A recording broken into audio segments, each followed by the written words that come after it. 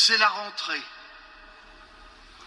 Après un été plutôt brûlant et alarmant, qui a vu chez nous l'habituelle dispersion des vacances, l'habituel ralentissement des activités, voilà que aujourd'hui nous rentrons.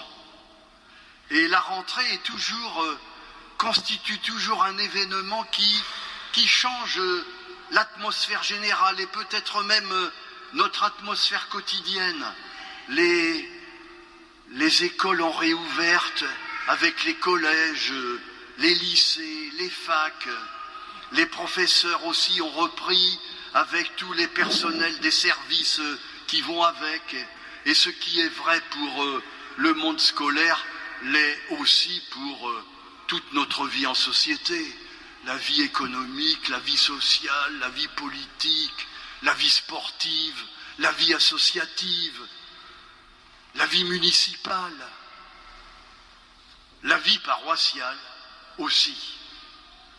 Et chacun de nous aborde cette rentrée dans des conditions sans doute et avec des sentiments particuliers, certains avec au cœur des attentes, des espoirs, avec des situations nouvelles que parfois nous redoutons, mais qui parfois aussi peuvent nous faire espérer, avec aussi au cœur des inquiétudes, des incertitudes, des préoccupations, parfois même des angoisses. Personnellement, je me serais attendu pour cette rentrée que notre Église nous offre une parole d'encouragement. C'est facile de se décourager. Or, plutôt qu'un encouragement, l'Église nous offre un avertissement, et par la bouche même de Jésus en personne, s'il vous plaît. Ces paroles, celui qui veut venir avec moi sans me préférer ne peut pas être mon disciple. Celui qui veut venir avec moi sans porter sa croix ne peut pas être mon disciple. Voilà des paroles un peu rudes qui refroidissent les plus belles ardeurs. Quand on connaît Jésus, je ne peux pas croire qu'il veuille, avec ses paroles, nous effrayer, nous mettre dans la peur. J'ai réfléchi et j'ai trouvé dans cet avertissement un double appel. Un appel à la lucidité et un appel à la confiance. Un appel à la lucidité. Si quelqu'un veut venir avec moi sans porter sa croix, il ne peut pas être mon disciple. Porter sa croix.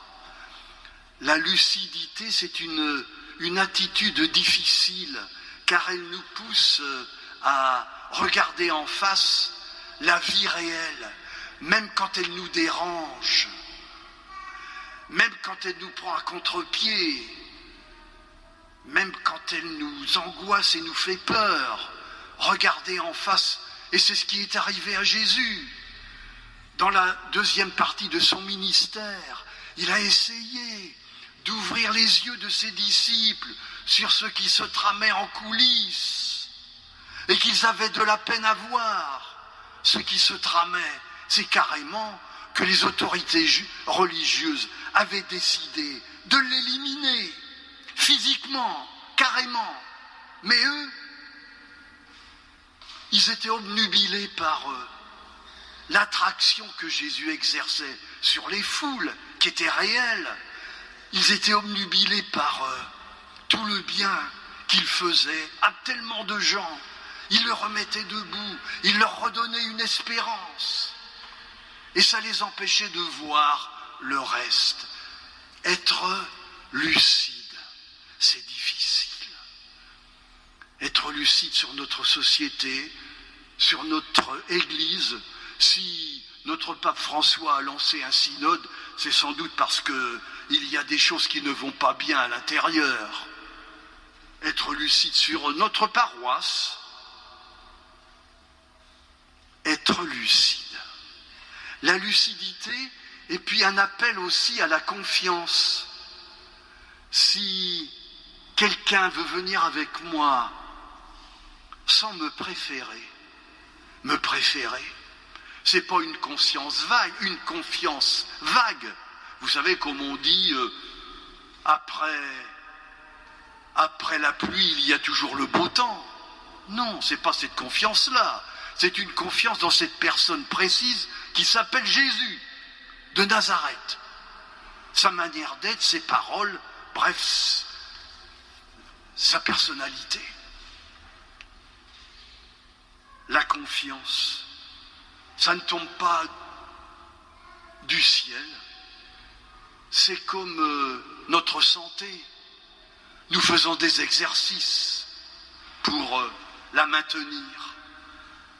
La confiance, on peut trouver des exercices pour la rendre vivante, animée, solide. Des exercices.